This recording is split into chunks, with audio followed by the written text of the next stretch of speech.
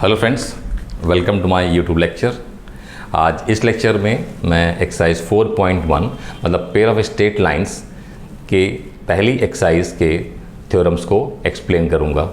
So please be remain on the lecture till and, क्योंकि मैं सारी चीज़ों को, थ्योरम को बहुत ही प्रॉपरली डिटेल में एक्सप्लेन करूंगा।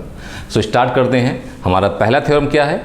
पहला थ्योरम हमारा है कि the equation u v equal to 0 represents the combined equation of the lines u equal to 0 and v equal to 0।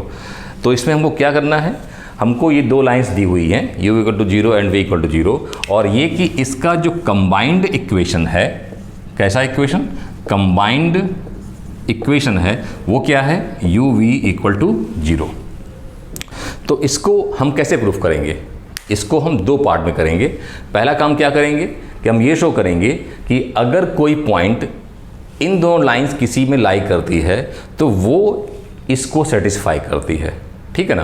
क्या करेंगे हम कोई पॉइंट लेंगे आर्बिट्रेरी u इक्वल टू 0 में जो लाई करती है, शो कर देंगे कि वो इसको भी सेटिस्फाई करती है। ऐसे ही हम कोई पॉइंट v इक्वल टू 0 मिलेंगे और शो कर देंगे कि वो इसको सेटिस्फाई करती है। तो एक तरीके तो हो गया। सेकेंड पार्ट क्या होगा? इसका कन्वर्स।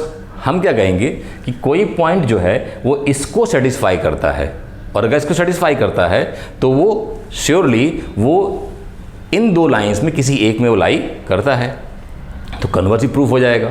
तो फिर हम कह सकते हैं कि ये स्टेटमेंट हमारा प्रूफ हो गया। तो स्टार्ट करते हैं। ठीक है ना? स्टार्ट करने के लिए क्या करेंगे हम कोई भी एक आर्बिट्रेरी पॉइंट हम लेंगे। ठीक है? उसके पहले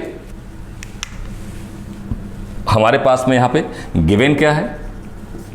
गिवन है, हमने क्या बोला कि हमको u और v गिवन है, तो u को हम एज्यूम कर लेते हैं कि u is what? It is a1x plus b1y plus c1 equal to 0, और v एक्चुअली क्या है कि a2x plus b2y plus c2 equal to 0। तो ये तो हमारा इक्वेशन हो गया, और हमको शो क्या करना है? हमें प्रूव करना है कि u v इक्वल टू 0 ये क्या है? ये हमारा कंबाइंड इक्वेशन है, ये हमको शो करना है। ठीक है ना? तो हम स्टार्ट करते हैं। स्टार्ट कहाँ से करेंगे? स्टार्ट में हम सबसे पहले हम क्या बोलेंगे? कोई पॉइंट P, सपोज जिसका कोऑर्डिनेट है x1, y1, वो क्या है कि वो B on the line u equal to 0 पे। ठीक है ना? सपोज u इक्वल टू 0 पे कोई एक पॉइंट है हमारा x1, y1। ठीक है? अब जब उस पे है तो वो सेटिस्फाई करेगा इक्वेशन को, मतलब px1, y1 विल सेटिस्फाई किसको? a1x plus b1y plus c1 equal to 0 को सेटिस्फाई करेगा। तो क्या सेटिस्फाई करने के लिए क्या करेंगे हम? अब इसको सब्स्टिट्यूट कर देंगे यहाँ वेरिएबल्स पे। मतलब हमें क्या मिल जाएगा? जब सब्स्टिट्यूट करेंगे तो हमें मिल जाएगा a1x1 plus b1y1 plus c1 equal to 0। ठीक है ना? इसको हम ऐसे भी समझ सकते हैं। सपोज हमारे पास में एक एग्जाम्पल है, हमने एक इक्वेशन लिया। क्या लिया हमने? x plus 2y plus 5 equal to 0। हमने ये इक्वेशन ले लिया। किसका इक्वेशन है ये? तो ऑफकोर्स ये लाइन का है। ठीक है? एक पॉइंट हम लेते हैं, सपोज 1, -3। हम देखते हैं कि ये इसको सेटिस्फाई करता है कि नहीं करता है। पुट करते हैं, सब्स्टिट्यूट करते हैं वैल्यू। तो 1, 2 इंटू -3 प्लस 5 इक्वल टू 0। तो क्या मिलेगा? 1 - 6 प्लस 5 इक्वल टू 0। तो देखो ये -1 - 6 हो जाएगा -5 प्लस 5 इक्वल टू 0, और ये किसके इक्वल हो गया? ये RHS के इक्वल हो गया। ठीक है? तो अब हम इसी को यूज़ करेंगे यहाँ पे। यहाँ हम क्या बोलेंगे कि 1 - 3 जो पॉइंट है वो इस इक्वेशन पे लाई करता है। तो जब लाई करता है तो क्या करता है? वो इसको सेटिस्फाई करता है। सेटिस्फाई करता है तो क्या होता है कि जो ये आपका LHS है ये क्या बन जाता है? ये 0 बन जाता है। तो ऐसे हमने इस पॉइंट को जो इस पे लाई करता है हमने सब्स्टिट्यूट किया तो हमें ये मिल गया। ठीक है? तो ये हमने कर लिया। अब हम क्या करेंगे, अब शो करेंगे कि इसी पॉइंट को u भी इक्वल टू 0 पे भी, ठीक है ना। तो हमको शो क्या करना है, हमको शो करना है कि to show that now this point p x1, y1 satisfy uv equal to 0, ठीक है ना। मतलब हमें क्या शो करना है, हमें शो करना है कि p x1 y1 सेटिस्फाई, क्या satisfy, a1x plus b1y plus c1 into a2x plus b2y plus c2 equal to 0, इस इक्वेशन को सेटिस्फाई करेगा। कैसे करेगा, अब हम क्या करें, सेटिस्फाई करने के लिए हम पहले सब्स्टिट्यूट करेंगे, इस पॉइंट को हम इस पे वेरिएबल्स जगह पे सब्स्टिट्यूट करेंगे और फिर चेक करेंगे क्या मिलता है हमको, ठीक है ना। तो मैं इसके लिए थोड़ा सा ऊपर में रब कर देता हूँ, आप इसको पॉज करके नोट कर लीजिए। तो अब उसमें आगे हम सब्स्टिट्यूट करके चेक करेंगे कि आखिर हमको आउटकम क्या मिलता है। आउटकम क्या हमारा RHS को फुलफिल करता है कि नहीं करता है, ठीक है। तो हम जब सब्स्टिट्यूट करेंगे तो क्या मिलेगा हमको, हमको मिल जाएगा a1 x1 plus b1 y1 plus c1 और a2 x1 plus b2 y1 plus c2 equal to 0, ठीक है। हमने पॉइंट को सब्स्टिट्यूट कर दिया। अब ध्यान दो कि ये जो है ये हमने ऑलरेडी यहाँ पे देखा हुआ है कि सब्स्टिट्यूट करने के बाद में दिस बिकम्स इक्वल टू 0, ठीक है। तो ये हो जाएगा 0 और ये फैक्टर हम रहने देंगे, a2 x1 plus b2 y1 plus c2 equal to 0। अब LHS क्या बन जाएगा, ये बन जाएगा 0 और ये 0। तो हमें क्या मिल गया, LHS इक्वल टू RHS। तो हमने क्या शो कर दिया कि जो पॉइंट u इक्वल टू 0 पे लाई कर रहा था वो u इंटू v को भी सेटिस्फाई कर रहा है। तो हमने क्या बोला यहाँ पे कि therefore p x1, y1 satisfies uv equal to 0। तो हम अब p पॉइंट क्या था, वो एक आर्बिट्रेरी पॉइंट था। तो हम अब क्या बोल सकते हैं कि every point that lies on u equal to 0 will satisfy uv equal to 0।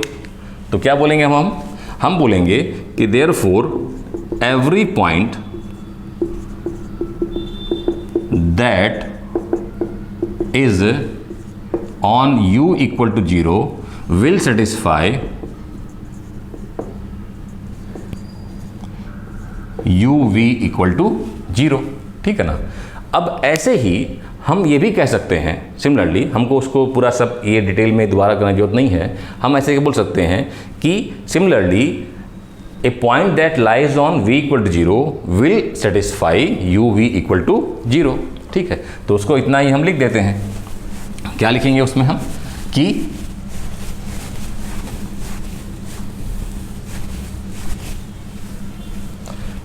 तो उसमें हम क्या लिखेंगे कि देयरफॉर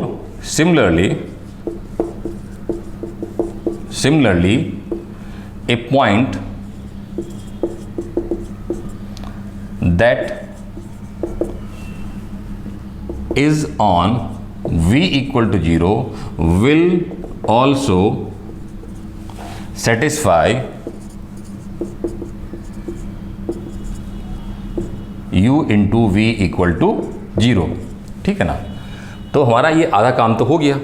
हमने क्या कर दिया कि जो पॉइंट u इक्वल टू 0 या v इक्वल टू 0 पे जो लाई कर रहा है वो u into v equal to 0 को सेटिस्फाई कर रहा है। अब इसका हम कन्वर्स करेंगे। कन्वर्स में क्या बोलेंगे हम कि एक पॉइंट है जो u v इक्वल टू 0 को सेटिस्फाई करता है, ठीक है। उससे हमको क्या मिलता है, आउटकम, ठीक है ना। तो हम उसको भी देखते हैं। इसको आप नोट कर लीजिए प्लीज़, पॉज करके मैं इसको रब करता हूँ। तो उसमें सेकेंड पार्ट में कन्वर्स में हमको क्या करना पड़ेगा, हम एज्यूम करेंगे कि कोई पॉइंट है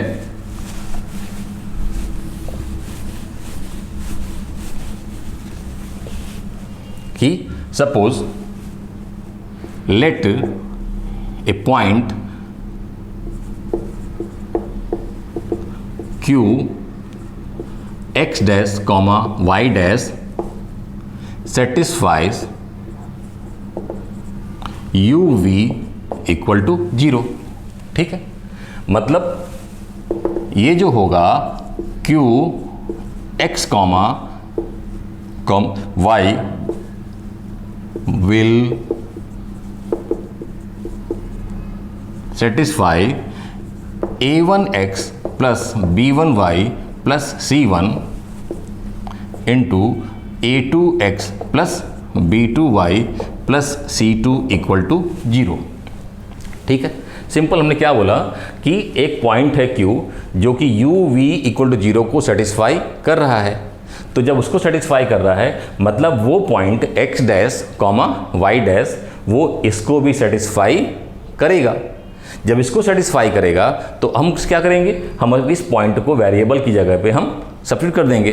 देखते हैं, तो therefore a1 x dash plus b1 y dash plus c1 into a2 x dash plus b2 y dash plus c2 equal to 0। तो अब देखो कि ये जो बन गया ये क्या है, दो फैक्टर्स का मल्टीप्लिकेशन है और वो इक्वल टू 0 है। तो हमको ये मालूम है, हमने 10th में पढ़ा हुआ है कि अगर दो फैक्टर्स का प्रोडक्ट 0 है तो या तो पहला वाला 0 होगा या दूसरा वाला 0 होगा। ठीक है ना, तो वही हम यहाँ पे अब लिखते हैं कि इससे हम क्या बोलेंगे कि या तो a1 x dash plus b1 y dash plus c1 या तो ये इक्वल टू 0 है या फिर a2 x dash plus b2 y dash plus c2 equal to 0। या तो पहला वाला इक्वल टू 0 है या दूसरा वाला इक्वल टू 0 है।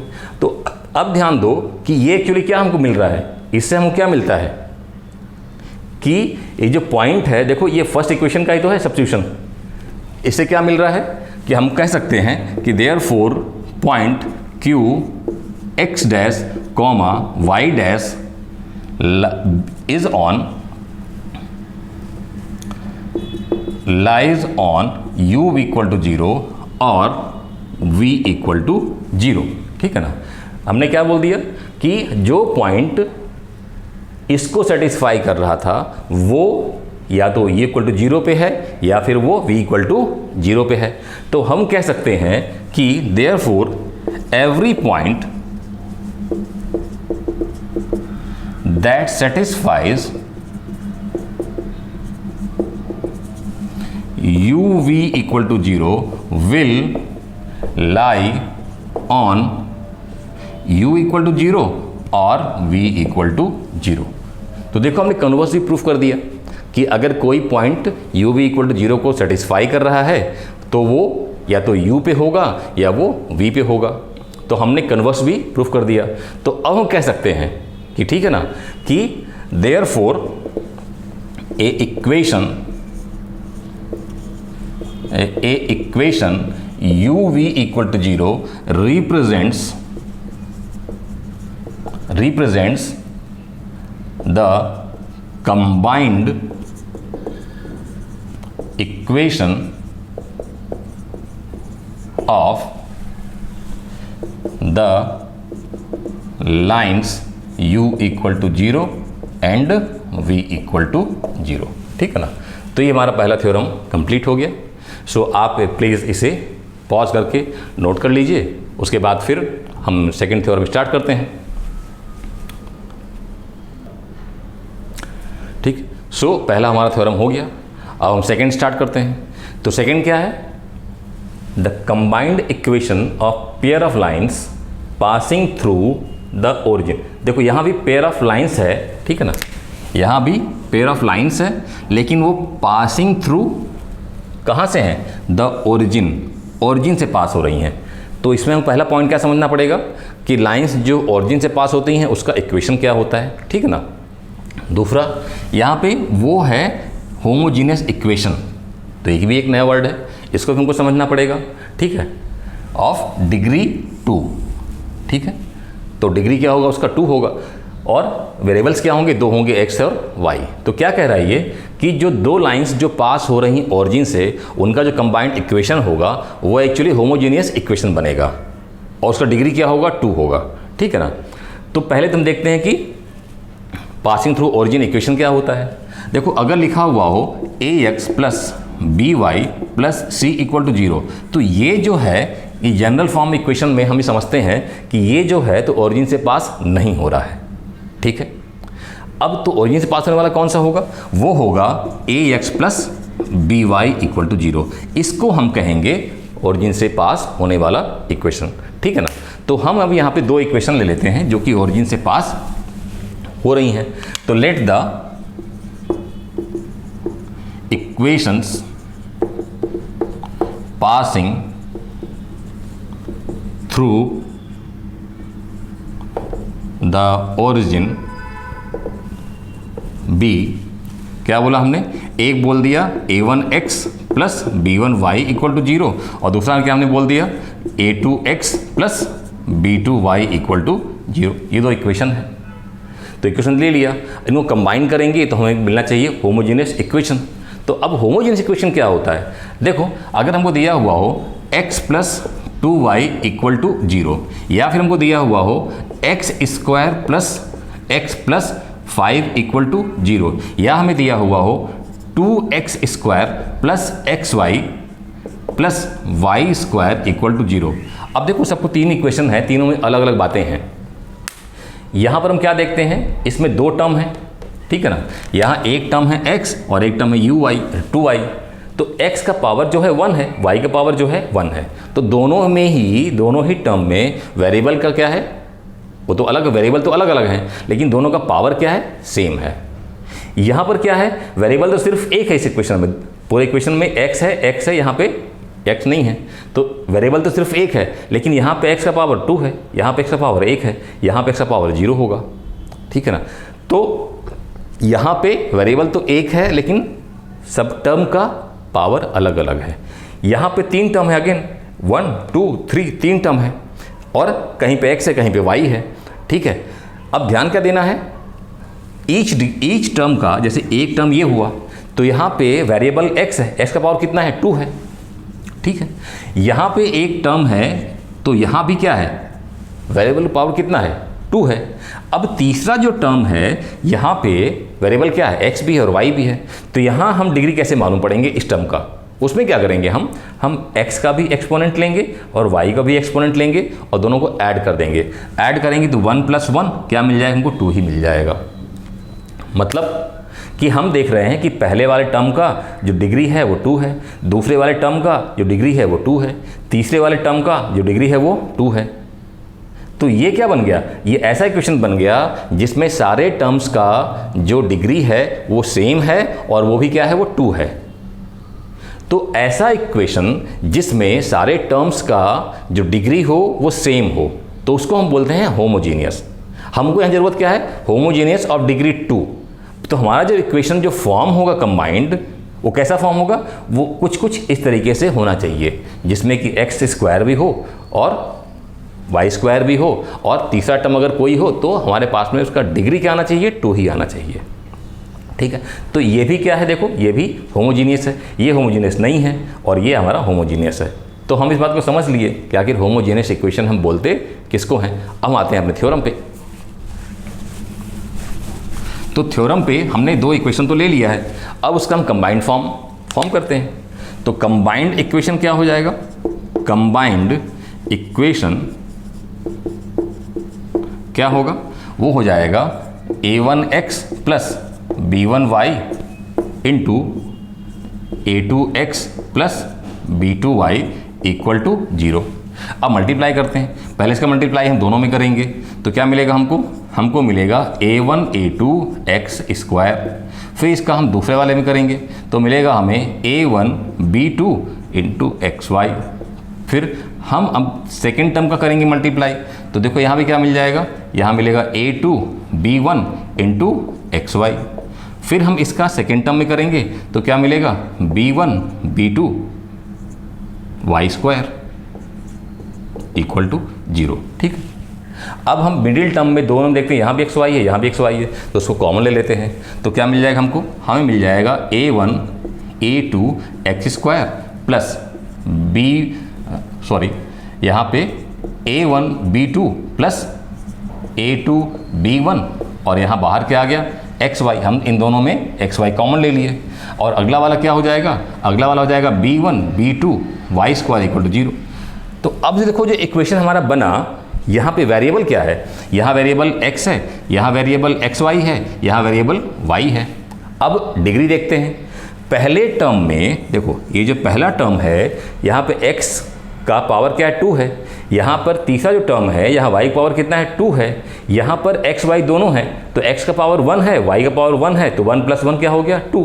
तो यहाँ भी डिग्री है कितना? 2। इसका भी डिग्री क्या है? 2। इसका भी डिग्री क्या है? 2। तो ये हमारा जो इक्वेशन है, जो हमने यहाँ पे लिखा था कि जो लाइंस पास होंगी कहाँ से? ओरिजिन से पास होंगी, तो उसका जो कंबाइंड इक्वेशन बनेगा वो क्या होगा? Homogeneous equation.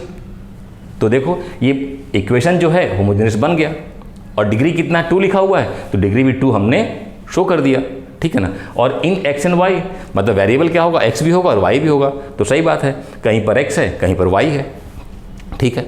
तो हमने स्टेटमेंट तो प्रूफ कर दिया। अब क्या है कि अब हमारा जो ये एक्चुअली यहाँ a1 a2 लिखा है, तो ये क्या है? कोफिशिएंट है। इनको हम मल्टीप्लाई करेंगे तो हमको एक ही कोफिशिएंट मिलेगा। ऐसे ये जो लिखा हुआ है यहाँ पे, ये भी एक्चुअली एक ही नंबर को तो रिप्रेजेंट करेगा, और ऐसे यहाँ b1 b2 जो लिखा है, तो एक्चुअल में ये एक ही नंबर को रिप्रेजेंट करेगा। तो हम क्या करते हैं कि हम इनको एक नंबर एज्यूम कर लेते हैं, तो हमारा एक स्टैंडर्ड फॉर्म बन जाएगा, ठीक है ना। तो हमने क्या बोला कि let a1 a2 equals to a1 b2 plus a2 b1 equals to 2h, और हमने क्या बोला कि b1 b2 equals to b, और फिर हमने इसको सब्स्टिट्यूट कर दिया।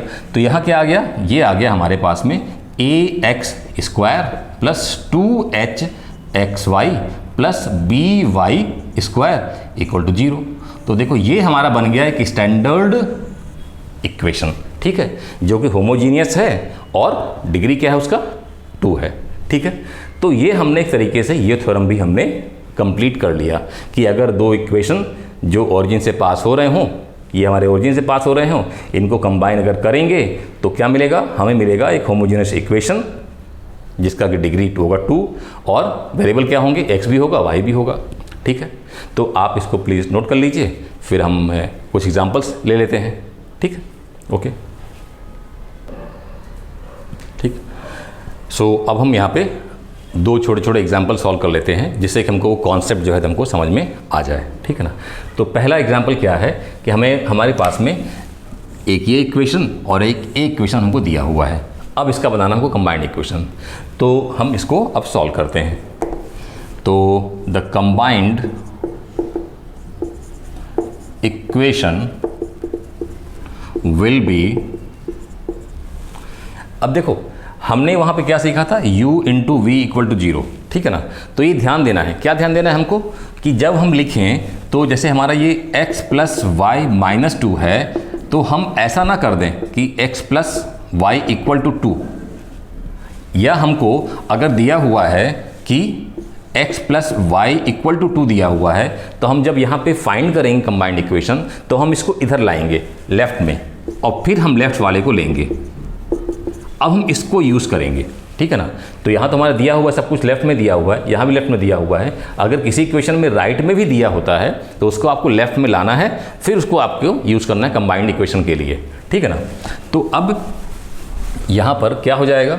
यहाँ पर x प्लस वाई माइनस 2 और दूसरा 2x minus y plus 2 equal to 0। अब सिंपल मल्टीप्लिकेशन है, ठीक है ना। तो पहले हम x का करेंगे तो क्या हो जाएगा? 2x स्क्वायर, फिर करेंगे तो माइनस XY, फिर करेंगे तो 2x, और फिर अब y का करेंगे तो ये हो जाएगा 2xy, फिर करेंगे आगे तो y स्क्वायर, फिर करेंगे तो हो जाएगा ये प्लस 2y, फिर करेंगे माइनस 2 का तो माइनस हो जाएगा ये 4x, माइनस 2 का माइनस y में करेंगे तो आएगा कितना? 2y, और इसका इसमें करेंगे तो -4 इक्वल टू 0। अब हम क्या करते हैं, पहला तो हमारा एक्स स्क्वायर वाला हो गया 2x², फिर हमारा एक ये xy और ये भी xy, तो यहाँ -1 है, यहाँ +2 है, तो क्या हो जाएगा ये +xy हो जाएगा। अब इसके बाद में हम y² टर्म ले लेते हैं, तो ये हमारा -y² हो गया। अब x वाला हम ले लेते हैं, तो x वाला यहाँ पे 2x है, यहाँ पे -4x है, तो क्या मिलेगा हमको -2x मिलेगा। अब उसके बाद में यहाँ 2y है, यहाँ भी 2y है, तो ये हमारा क्या हो जाएगा +4y, बचेगा -4। तो ये हमारा क्या बन गया, this is our combined equation. ठीक है ना, ठीक। ऐसे दूसरा हम देख लेते हैं, दूसरे वाले में भी सिंपल है कि हमको जो कंबाइंड इक्वेशन फाइंड करना है will be x minus 2y into x plus y equal to 0। अब मल्टीप्लाई कर लेते हैं, नॉर्मल मल्टीप्लिकेशन। पहले x का करेंगे x में, तो क्या मिलेगा हमको x²। अगला करेंगे y में, तो मिलेगा xy। इसमें करेंगे तो -2xy, और फिर इसमें करेंगे तो -2y²। ठीक है ना। अब ये भी xy है, ये भी xy है, तो दोनों को हम क्या कर लेंगे, ये हो जाएगा हमारा x² minus xy minus 2y² equal to 0। तो ये हमारा क्या बन गया, हमारा ये आंसर आ गया। ठीक है। तो हमको जब कंबाइंड इक्वेशन फाइंड करना है तो बहुत सिंपल सा है, हमको u इंटू वी दोनों के LHS में लाना है, सारे के सारे टर्म्स, और उनका हमको मल्टीप्लिकेशन कर लेना है। ठीक है ना। तो यहाँ से हमारा ये एक पार्ट हो जाता है। अब इसका अगला जो लेक्चर मैं बनाऊँगा वो बहुत इंपॉर्टेंट है, क्योंकि उसमें मैं एक कंबाइंड इक्वेशन से कैसे हम सेपरेट इक्वेशन फाइंड करते हैं उसके मैं 2-3 मेथड बताऊँगा। ठीक है। और वो बहुत ज़रूरी है, वो आपको पूरे चैप्टर में बहुत काम आएंगे। अगर कॉन्सेप्ट ने समझ लिया तो बहुत हेल्प करेगा। सो प्लीज़ नेक्स्ट लेक्चर आप जरूर देखिएगा। ठीक है। That will help you a lot in understanding this complete chapter. वहाँ पर मैं एक्चुअली इक्वेशन भी एक आपको बताऊँगा जो भी बहुत ज़रूरी है। ठीक है। सो यहाँ से मैं ऑफ करता हूँ, और thanks for watching my video.